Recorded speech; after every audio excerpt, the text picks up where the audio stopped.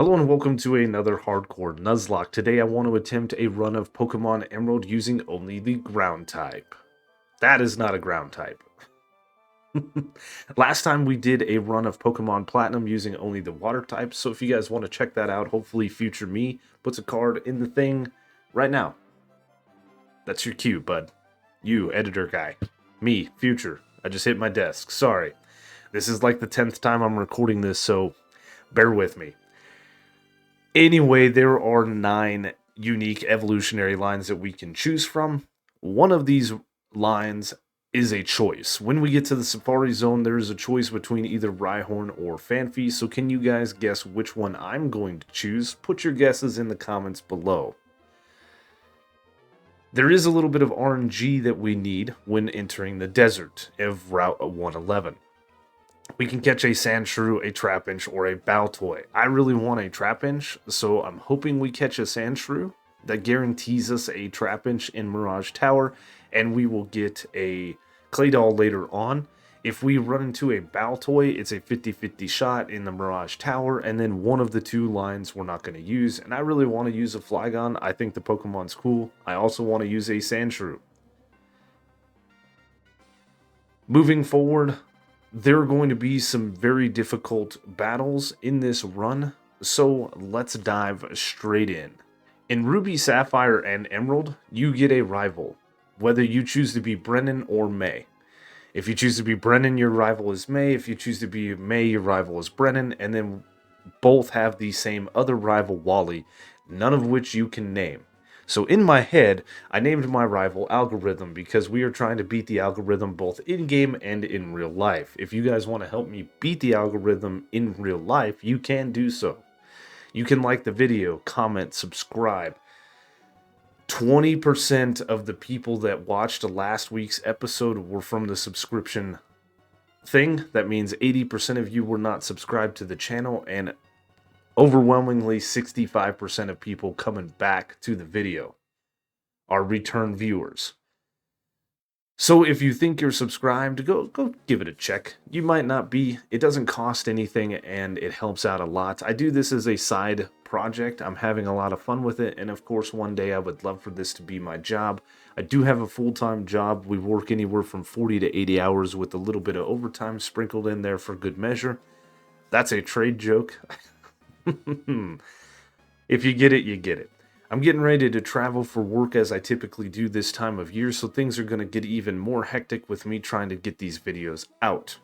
So any and all interaction with the channel greatly helps us out, and I appreciate it ever so much. We named our Mudkip Diamond. It has a Brave plus Attack nature, and for you keen-eyed viewers, you will notice that it is only Water type. I know that this thing doesn't get its ground typing until it evolves at level 16 into a Marshtomp, and as a matter of fact, we can find a ground type on Route 116 named Gold, the Nincada. It has a Jolly plus Speed nature. Its moveset is terrible. Eventually this thing will know Fury Swipes, Harden, Sand Attack, and Leech Life. I believe I could get through Roxanne's Geodudes, but her Nose Pass, no way. The chip damage that we accrue, we're going to end up losing all of our power points and having to struggle. The recoil damage will take us out. So we're just going to have to bite the bullet and let Mudkip do this. Trust me when I say there are plenty of difficult battles in this run, and this little bit right here doesn't help us out that much. Because we're allowing the use of Mudkip in this run, both of the Geodudes have a quad weakness to Water Gun, so Water Gun takes out the first Geodude, Water Gun takes out the second Geodude, Nose Pass comes out, and we use Water Gun against it. We don't have a plus special attack nature, we have a plus attack nature, so we don't quite do half with Water Gun, and we get hit with Block. Block just makes it to where we can't switch out, so Diamond has to do this battle regardless. I decide to go for another Water Gun, knowing I'm going to put this thing in healing range, and it hits us with Tackle. I do know that Nosepass has an Oran Berry, and I figured that this Oran Berry would pull it out of healing range, but Roxanne knows we're going to knock it out with the next Water Gun, so she uses a potion, and we hit a Water Gun for a critical hit down to very low health, just a couple of HP. Roxanne then uses her last potion on the Nosepass, and we get back Water Guns, knocking this thing out, only taking 7 ticks of damage the whole fight. South of Rustboro Town, we have a battle with our rival Algorithm. I have a plan for this battle. I taught Diamond the Rock Tomb TM, and Gold has the move Leech Life. Wingull outspeeds us and hits us with a growl, but despite the attack drop, a single Rock Tomb is enough to take out the Wingull. Her Trico does now have Absorb, and it is 4 times super effective against Diamond, but it is base 20 power, so I think we should be able to survive at least one. We get outsped and hit with an Absorb for 23 HP of damage. That's pretty significant considering the move, and I go for Mud Slap. I was hoping that an accuracy drop would play into our favor. Next turn we get hit with another Absorb down to 9 HP, so the accuracy drop didn't work, and we fire off a Rock Tomb. Rock Tomb's not very effective, but it ensures that Gold will outspeed the Trico. We heal up with our Oranberry, we switch out into Gold, we get hit with an Absorb on the switch out, which is neutral against us because of our bug ground typing. I go for Leech Life, and even though Leech Life is very weak in Generation 3, it does some serious damage to this pure grass type. Trico then just goes for Leer to lower our defense because Absorb is a special move, and we knock it out with another Leech Life. Immediately we head to Granite Cave and catch ourselves a serious Geodude named Amethyst. That is a neutral nature, and provided we can keep this thing away from Brawly, it is going to be invaluable into the battle with Watson. I always go into this house by mistake looking for the Silk Scarf, and different child's play apparently is the latest and greatest slang, and I am literally getting to the point in my life, in real life, where I'm not understanding the children's slang nowadays. The years are starting to wear on me, and I'm starting to get a little old, friends. I'm gonna need some help. This different child's play and chores thing, though, like, we should just leave. Against Brawly, we have a secret weapon in Gold. Gold's bug typing means we resist fighting type, and its compound eyes means Fury Swipes is going to hit every time. It is a gamble of how many times it's going to hit. We do get a 3-turn Fury Swipes on turn 1. Machop goes for Bulk Up. We get another 3-turn Fury Swipes on turn 2. And Machop goes for Seismic Toss. Weird choice, but I'll take it. Another 3-turn Fury Swipes knocks out the Machop. When Meditite comes out, because its only attacking move is Focus Punch, we can actually get all of our health points back with Leech Life. I do misclick turn 1 and hit Fury Swipes for a 3-turn Fury Swipe. That's okay. Meditite just goes for Bulk Up. After that, we start hitting Leech Lives, and we're slowly going to whittle this thing down. Eventually, this thing's going to get low enough health where Brawly is going to heal it with a Super Potion. It's fine. I'm hoping that our power points will suffice and get us back to full health. Meditite does go for a Reflect. It does go for Bulk Up. Eventually, we actually get a critical hit Leech Life to knock out the Meditite and fully heal Gold. Perfect. Out comes Makuhita. This Pokemon is a little bit dangerous here. I go for Fury Swipes, and we actually get a 4-turn Fury Swipes right off the bat. That's looking really good. Makuhita goes for Vital Throw, and like I said, we resist fighting type moves, so it doesn't do a lot of damage. We get a 2-turn Fury Swipes, unfortunately, on the next turn, and Makuhita just goes for Reversal. This did put Makuhita in low enough health where its Citrus Berry activates. We go for Fury Swipes again and get a 3-turn Fury Swipes. We get hit with another Vital Throw. We're sitting at about half HP. And we get a 5-turn Fury Swipes, taking this thing into low red health, getting hit with a Reversal down to 8 HP. Our Oranberry activates, but I go ahead and swap in Diamond. I know that Brawly's going to use his last Super Potion, which he does. I go for a Water Gun on the first turn, and Makuhita goes for Bulk Up. I should have went for Mud Shot because of our plus attack nature. I go for Mud Shot the next turn, and it takes it into low red health. We get hit with a Vital Throw down to 32 HP. That's pretty strong, but a Water Gun is enough to KO it, winning us the second gym fight. On Route 110, we have the notorious run-ending rival battle with Algorithm. She leads with Wingle, and I lead with Diamond. We do get outsped and hit with a supersonic, which is super annoying, but Diamond isn't playing any games and breaks through confusion to knock out the Wingle with a rock tomb. This baits out Grovyle because of our quad weakness to grass. Grovyle is still not that scary with only the base power 20 absorb, but I swap into gold nonetheless. It does get hit with the absorb. It only does 11 ticks of damage, which is pretty good. We get outsped and hit with a pursuit on the next turn, taking us to 22 HP, but we fire off a leech life that does over half of Grovyle's health, bringing us back up to 36 HP. We get hit with another pursuit, down to 23 HP, and a final leech life knocks this thing out. Nice. Last but not least is Slugma. I decide to swap in Amethyst since it hasn't seen any screen time just yet, and we get hit with a yawn on the swap in. I just need a decent magnitude roll and we can beat this thing, and we roll a magnitude 5. But Slugma is such a terrible Pokemon that it knocks this thing out and we win the rival battle. Against Watson, our strategy is pretty simple. We're going to lead with Amethyst and spam Magnitude. Magnitude is a bit of a gamble, and Amethyst is outsped by every single one of these Pokemon. Voltorb does have self-destruct, but it goes for rollout on turn 1. We resist all of its moves except for Sonic Boom, and we hit a magnitude 6. Low roll. It is enough to knock out the Voltorb, however. Out comes Electrike. It outspeeds us to go for a Howl, and we roll a magnitude 5. Weak. Watson just uses a potion to heal this thing all the way back up, and this time Amethyst isn't playing, rolling a magnitude 10. Nice. That knocks out the Electrike. As Magneton comes out, it doesn't really matter what we roll. This thing is quad weak to ground. It does outspeed us and hit us with a Sonic Boom, which is the only move I'm scared of, but we roll a magnitude 8, which is definitely going to knock out the Magneton. Manectric is the last Pokemon for Watson. It goes for Howl on turn 1, and we roll a magnitude 5. Doesn't even do half, doesn't even activate its Citrus Berry. It just goes for quick attack on the next turn, doing 2 HP of damage, and we roll a magnitude 7, ensuring that we're going to knock this thing out, winning us the 3rd gym badge.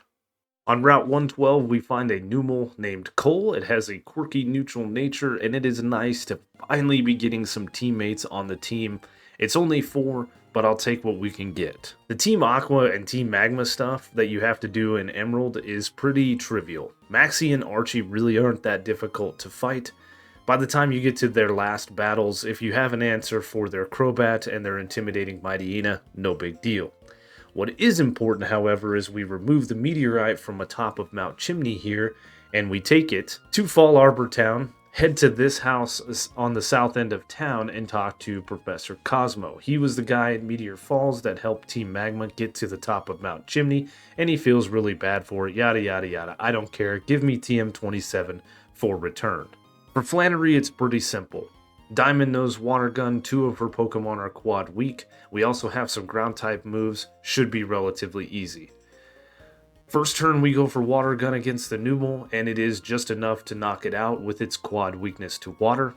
Out comes Slugma, and I switch it up to Mudshot because of our plus attack nature, and we one-shot the Slugma. Out next is Camerupt, but because our special attack is so low, we actually don't one-shot this thing. However, it just retaliates with a weak tackle because of its terrible moveset. Flannery then goes for a Hyper Potion, which means I get back-to-back turns to knock this thing out with Water Gun. Outlast is her very scary and very beastly Torkoal. I'm not sure how this is going to go, but we fire off a Water Gun to see the damage output, and it does about 1/3. However, Torkoal decides to go for Body Slam out of nowhere and get a critical hit down to 30 HP. We have to swap. I decide to swap into Amethyst because we can resist the next incoming Body Slam, but Torkoal just goes for Overheat, and Overheat knocks us down to 19 HP. That's not a crit, that is pure power. The The white herb cures the special attack drop. I know Torkoal's going to go for another overheat. I have no choice but to swap in another team member, and I decide Cole is our best bet. With a heavy heart and a very sad face, I send out our newly acquired Pokemon to its doom. Torkoal goes for overheat, but Cole survives on 16 HP. Had either one of those been critical hits, we would have lost 2 team members. I know that Torkoal is now going to go for Body Slam, so I swap into Amethyst. It's because of the special attack drop, and it does go for Body Slam, which does 8 HP of damage. The only move, the only play that we have is Magnitude. I click Magnitude and hold my breath, and we roll a Magnitude 9, which KOs the Torkoal, and that is the most stressful battle. I should have had this in the bag, no problem. Wow, Flannery is a absolute monster, mostly just the Torkoal. Out on the desert in Route 111, here is our attempt, and our first encounter is a Trapinch. That is perfect. I was hoping for a Sandshrew, but this works as well. It doesn't matter whether it was a Trapinch or a Sandshrew, this guarantees us the other in Mirage Tower, and a Claydol later. We catch the Trapinch and name it Copper. It has a timid plus speed minus attack nature. And here's a fun little fact for you guys. Sandshrew that we caught in Mirage Tower, when Generation 1 was the only generation, Sandshrew was my favorite designed Pokemon. I love this thing. It's so cute. We named it Quartz. It has a hardy neutral nature. And I'm going to use this thing. It's probably only going to see a little bit of battle time, but it is nice to finally have a full team. Sandslash only learns Sand Attack and Sand Tomb by level up. It has no other ground moves that it learns, so we taught it some TMs. We taught it Return, we taught it Dig, we gave it a Person Berry, and I think this is going to be the perfect counter to Norman. Against the Spinda, I do go for Return first turn. I did do a lot of running around to make sure our friendship was max, so that this is a base 102 attack, and it takes it down to low yellow health. Spinda then goes for Facade, which is weird. Normally it goes for Teeter Dance. However, Norman does go for a Hyper Potion knowing we're going to knock this thing out. We fire back with another Return. This time it gets a little bit higher of a roll, taking it to red health. A second Return takes out the Spinda. Out comes Vigoroth. We do use Return and we outspeed it. I did invest some speed EVs in Sandslash here. It does just over half damage, and we get hit with a non-critical hit Slash, which is perfect. We take out the Vigoroth with a second Return. Out next is Lanoon. I wish we didn't outspeed this thing, but we do. We hit it for a Return for well over half health, and it just goes for a Belly Drum that misses, so another Return takes it out, leaving only Slacking to deal with. And this is the whole reason we taught to Dig, because you can actually cheese the Slacking by going Dig your first turn if you outspeed, and it is going to try to hit us with a move which misses. On its loafing turn, we then come up and hit it with Dig for a sizable amount of damage actually, and we rinse and repeat this step. We do it again, we take this thing down to just over half health, we hit Dig again, and we take this thing into, I'd say, mid-yellow health, and that activates the Citrus Berry. It's at this point that we go for one more Dig, taking it back to about where it was before, and I decide that we're going to hit this thing with a Poison Sting, just to take it low to where hopefully we can knock this thing out and Norman doesn't use a Hyper Potion. We do get hit with a nasty Facade, and luckily one Return is enough to take out the Slacking, winning us the 5th gym. It's at this point that we get access to Surf, and we can head over to Route 118 to get the good rod from this guy right here. After about 30 minutes of fishing in Meteor Falls, we managed to land a Barboach named Lapis. It has a quirky neutral nature, and this thing is a water ground type that is a welcome addition to the team. We have an HM Mond on the team, but Barboach is going to take that place so that Gold can get some rest, because we need it in fighting shape for the rival battle on Route 119. For this rival battle on Route 119, I decided to lead with Gold. If it wasn't raining or we had the TM for Sunny Day, Coal would be the answer. We don't get Sunny Day until after Four Tree City, which is right after this battle. Gold has just learned the move Mud Slap, so we go for Mud Slap against the Slugma, and it does well over half damage. Slugma opts to go for Amnesia, so we take it out with a second Mud Slap. Out next is her Lombre. I wasn't expecting this, but we didn't bait out the Grovyle. We get hit with a Fake Out on turn 1 for some chip damage. We are outsped and hit with Absorb, but we fire back with a very strong Leech Life, healing back all of the damage that we've taken. However, it didn't quite do half. Next turn, we get hit with Absorb again, and I went for Mudshot to try to do some chip damage. We get hit with a Nature Power instead of an Absorb, and Leech Life doesn't quite KO the Lombre, which is annoying because now we're not going to be at full health.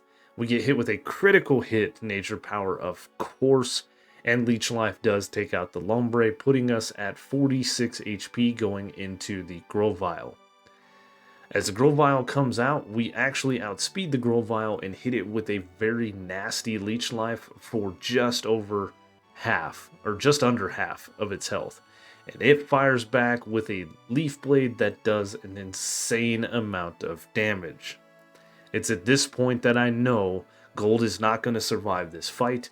We do fire back with a Leech Life, hoping for a critical hit, but unfortunately we don't get it, and we don't heal back enough HP. Leaf Blade is enough to take out Gold. Rest easy, my friend. You have been invaluable in many, many fights. I then decide to swap in Quartz. It's only 2 times weak to Grass, but we should be able to outspeed it, which we do, and hit it with a return to KO the Grovyle. As we make our way into the Pokemon Center of Four Tree City, it's with a heavy heart that we put our friend, our loved one, Gold, to rest. You are now with the sweet angels, you sweet princess. Don't worry about a thing. Lapis is going to take over and win the rest of the run for you. It's in Gold's name that we continue this run. You will be missed. You are forever loved. Sweet, sweet princess. Winona honestly should be a fairly easy battle. Against her Swablu, I lead with our newly evolved Camerupt. Cole did evolve at the level cap and learned the move Rock Slide.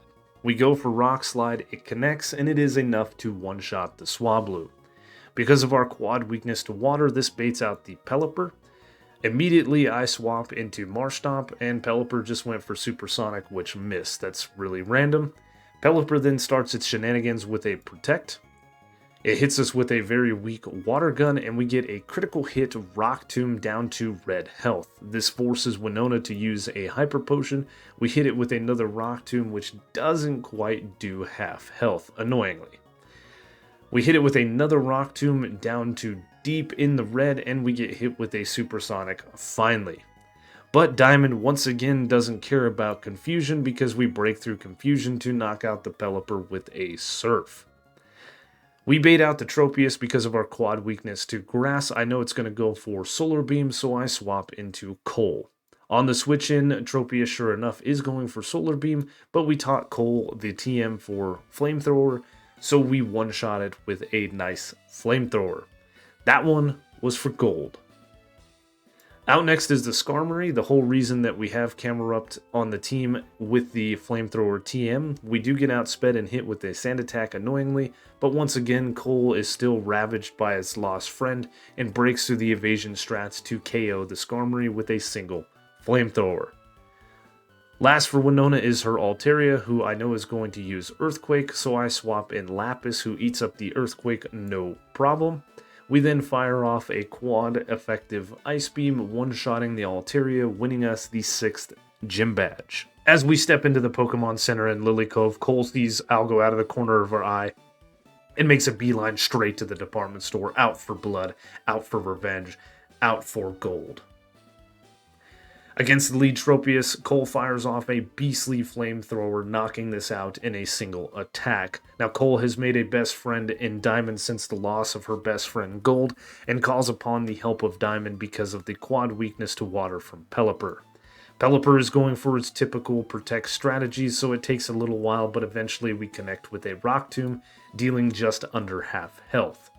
Again, some more protect strategies, we get hit with a wing attack and fire off a surf, taking this thing deep into the red. Cole, knowing that Pelipper is going to go for Protect, calls to be swapped back in, and on the swap in gets hit with a wing attack, which is not normal for Pelipper. We go for Rock Slide and it misses, our heart sinks, but Pelipper goes for Mist. We connect then with a Rock Slide, knocking out the Pelipper, and out comes Slugma. Cole is out for blood, it's seeing red, and Magnitude 8 takes out the Slugma. Out comes Grovyle. We know that we won't outspeed it, and we get hit with a nasty Leaf Blade, but it's not enough. Through the rage, through the red of our eyes, we fire off a Beastly Flamethrower and one-shot the Grovyle. That was for gold. I think a little R&R inside of the Safari Zone will be good for the team. We got our vengeance, we avenged our fallen friend Gold, and Camera Up definitely needs a little bit of time to calm down. Inside of the Safari Zone, you can use the Mach Bike to get to Rhyhorn, or you can use the Acro Bike to get to Fanphy. You also need the Mach Bike to get to the Solar Beam TM, which we could get in here, but I have the Acro Bike because I'm going for Fanphy. So if you guessed that I was going for Fanphy, you win. I don't know what you win, maybe a gold star. Unfortunately, you're going to have to do it yourself. And you know, if you're going to do it yourself, you might as well just get yourself a trophy. Yeah. Pressing B and up will get you across these little paths right here, and then you can come up and to the left. At this point, we can employ the strategy of just turning side to side. This will get you in an encounter. I did this strategy when looking for the sharp beak in my flying only run, because I only got about 4 or 5 Doduo encounters before I used up all my steps here in the Safari Zone. Doing this will eventually get us a Fanphy, which we found on the very next turn, and now it is time to catch this thing. Unfortunately, I don't have any Pokeblocks. I don't want to go near this thing, and this is a bit of a risk. You can actually cheese this part if you use save states. You can hit your save state and then you can keep trying. There is a % chance that these will catch the Pokemon first try. We caught the Pokemon second try, but if you don't want the Pokemon to run away, blah blah blah, we don't employ those strategies because this is a Nuzlocke. We are going to name the Fanphy Emerald. I don't know that Donphan's going to be too good on the team, but it is an addition to the team nonetheless. Let's take a look at Emerald. See what it's got here. It's got a Naughty, plus attack, minus special defense nature. That's actually pretty good. I'm excited. We're going to train this thing up and see if it can find a spot on the team. For Tate and Liza, I lead with Diamond and Lapis. We're going to take out the Xatu first, and then double up on Surfs to try to take out the rest of the Pokemon. Turn 1, Xatu actually outspeeds us to hit Calm Mind like I thought it would. Lapis fires off a very strong Ice Beam that does well over half damage. Imagine if it didn't have +1 to its special defense, we probably would have been pretty close to taking it out. We do get hit with an Earthquake for about a third on both of our Pokemon, and Diamond knocks out the Xatu with a follow-up Rock Tomb. Nice. Out comes Soul Rock, and we double up on our Surfs. Lapis's Surf hits very hard into Claydol for just under half, and it does over half to Soul Rock. Claydol hits us with another Earthquake down to below half health for both Pokemon, and Soul Rock is going for Solar Beam, so Diamond lets off a Surf that doesn't quite KO the Claydol, but does KO the Soul Rock. Nice. Out comes Lunatone. I go for Surf with Diamond and swap out Lapis. Tate and Liza go for a Hyper Potion on the Claydol. Lunatone goes for Psychic on Emerald. It was going for the kill against Lapis. And Diamond gets off that Surf. That Surf does a lot of damage again to the Claydol, and it does well over half damage to the Lunatone. The next turn is a little bit of a nail biter. Claydol hits Earthquake. It takes us down to red health, and it crits Emerald. Lunatone luckily misses a Hypnosis. Surf then takes out the Lunatone, doesn't quite take out the Claydol, and it was at this point I figured we're going to have to swap and do all kinds of stuff, but I forgot Emerald had a turn, so Strength knocks out the Claydol. Speaking of Claydol, we pick up our own in the Sky Pillar named Iron. It has a Hasty plus Speed minus Defense nature. This thing right here can learn Cosmic Power, it can learn Substitute. We can make this a physical attacker, we can make this thing a special attacker. If we make it a special attacker, we're going to teach it moves like Solar Beam and Psychic, and that's okay. I think this thing is going to be better as a physical attacker, learning Earthquake and Shadow Ball. With Cosmic Power and Substitute, I think it's the only path forward to beat Juan without losing Pokemon. So, this thing goes on the team, and we use the Master Ball to catch it. We're going to train this thing up because we need to get ready for Juan for the 8th and final gym. It's pretty imperative against Juan that we set up to +6 defense and +6 special defense with Cosmic Power. I set up a substitute turn 1, and Love Disc goes for Sweet Kiss, which can't confuse us because we're behind the sub. It's at this point that we start speeding up through this because it's going to take some time to set up to +6. Mostly the AI is just going for Sweet Kiss. It does throw a Water Pulse in there. And once we're at +6, we go for Earthquake to knock out the Love Disc. Out comes Whiscash, we hit it with an Earthquake to well over half of its health, or for well over half of its health, and it hits us with a Water Pulse. Another Earthquake takes out the Whiscash, and out comes Celio. We hit Celio with a very strong Earthquake for half of its health, and it hits us with an Aurora Beam that breaks our sub. We're forced to set up another substitute as we get hit with a Water Pulse, and a follow-up Earthquake takes out the Celio, bringing in Kingdra. We hit Kingdra with a critical hit Earthquake to a sliver of health. It's too bad we didn't do just that much more damage. Kingdra sets up a double team, and Juan goes for a Hyper Potion. Our next Earthquake connects through the +1 evasion for just over half of its health, and we miss the follow-up Earthquake, allowing Kingdra to go for Rest. Because of its Chesto Berry, it doesn't stay asleep, and we hit it with another Earthquake through that +1 evasion. Kingdra sets up another double team to +2, and we manage to break through and hit it with an Earthquake to knock it out. Last but not least is Crawdaunt. I decide to go for Shadow Ball against this thing, see what kind of damage it would do, and it does a decent amount. It hits us with a Crab Hammer that immediately breaks our sub, so rather than risk anything, I swap into Diamond, who gets hit with a Crab Hammer on the swap for not a lot of damage, and we fire back with a super effective Brick Break that we just taught this thing from Sutopolis City, KOing the Crawdaunt, winning us the 8th and final gym badge. So these are the Pokemon I've decided to attempt the Elite Four with. We have Cole the Camerupt with Flamethrower, Rock Slide, Eruption, and Earthquake. We have Diamond the Swampert with Ice Beam, Earthquake, Surf, and Brick Break. Lapis the Whiscash with Ice Beam, Surf, Earthquake, and Rest. Copper the Flygon with Crunch, Dragon Claw, Solar Beam, and Sunny Day. Iron the Claydol with Earthquake, Substitute, Shadow Ball, and Cosmic Power. And last but not least, Amethyst the Golem with Rock Throw, Return, Earthquake, and Rock Smash. I'm hoping these 6 Pokemon can beat the Elite Four, winning us the run. Against Sydney here, we lead with Cole to soak up the Intimidate from the Mightyena. We then fire off an Eruption that is enough to one-shot the Mightyena. Out comes Crawdaunt, so we swap into Diamond on a Surf. Doesn't do a lot of damage to us, but a Brick Break on the follow-up is enough to one-shot it. Out comes Cacturn, and so I swap back into Cole. It hits us with a Cotton Spore to lower our speed, then hits us with a Needle Arm that does a decent amount of damage, but Flamethrower is enough to KO the Cacturn. Out comes Shiftry, and it outspeeds us and hits us with a Swagger to confuse us. Cole breaks through the confusion to hit it with a Flamethrower, one-shotting it. Because of the confusion, as Absol comes out, I decide to swap into Diamond.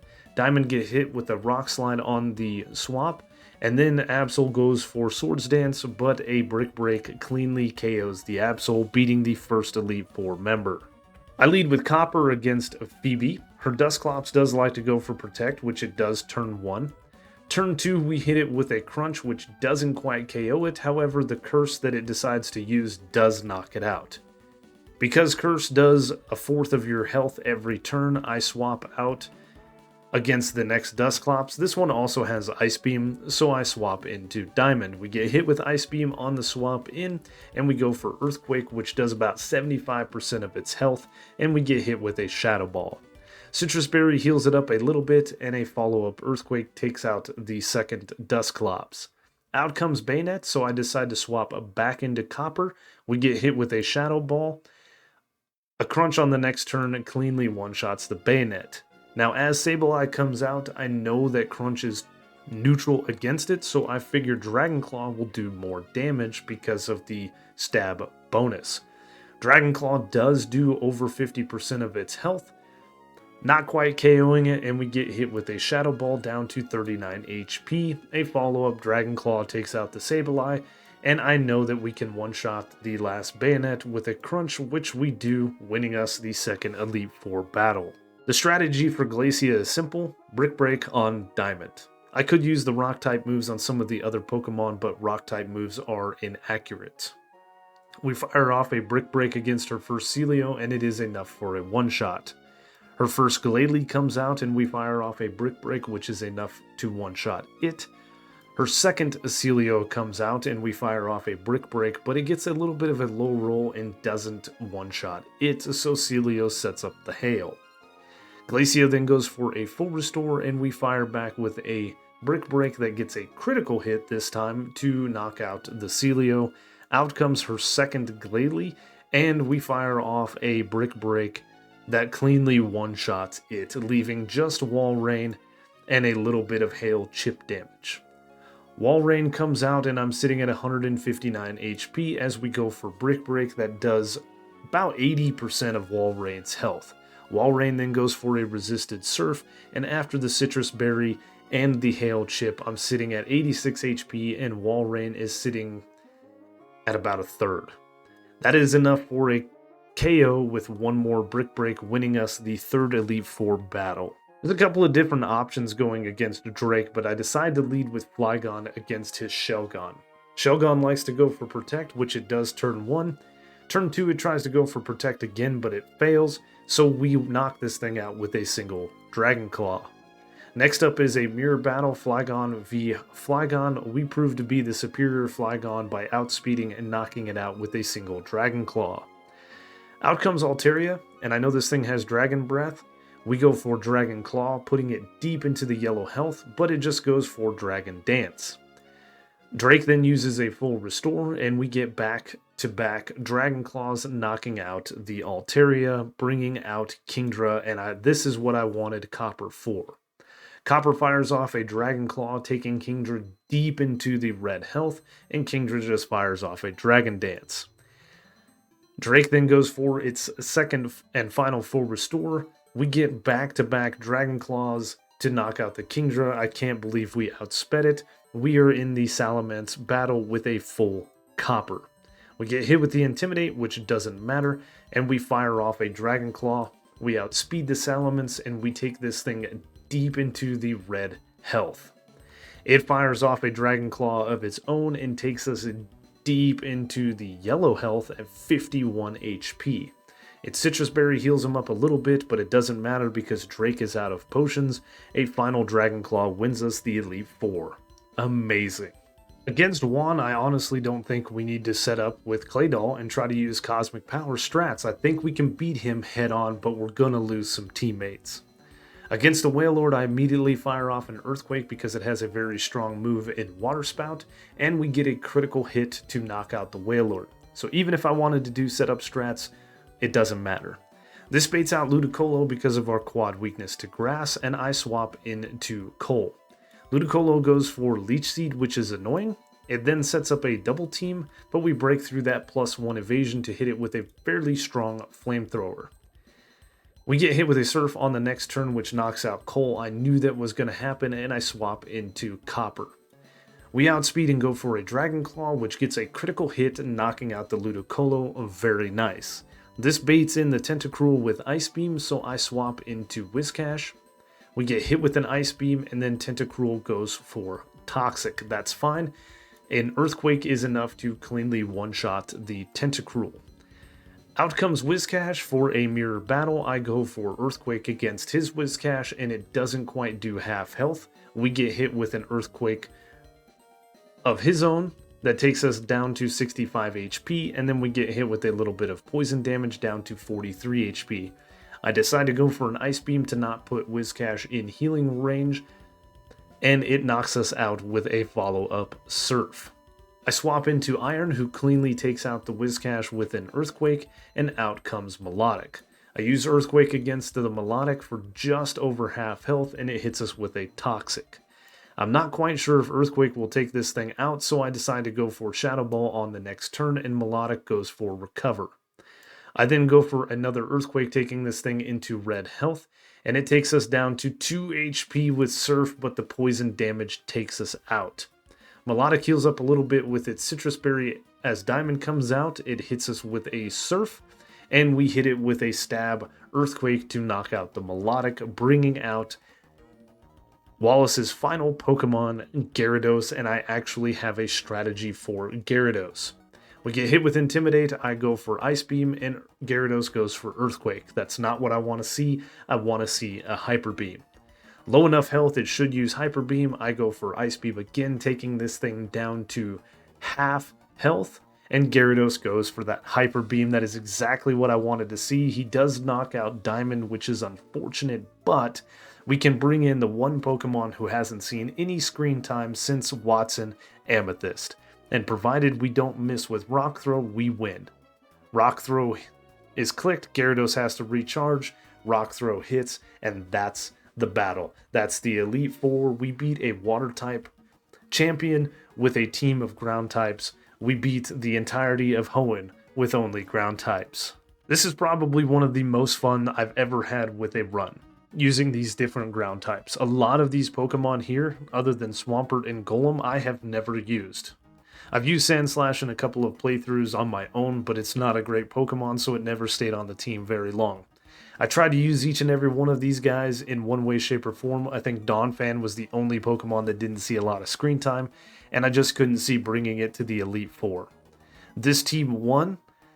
I found a strategy, everybody survived, and we were able to do it, and I still actually had Flygon and Amethyst alive at the end, so not bad. I hope you guys enjoyed this video. I had 10 tons of fun making it, like I said. It's time to get this thing edited and move on to the next run. If you guys enjoyed the video, you know the routine. Leave a like, leave a comment, consider subscribing. Thanks for watching, and I will see you on the next one.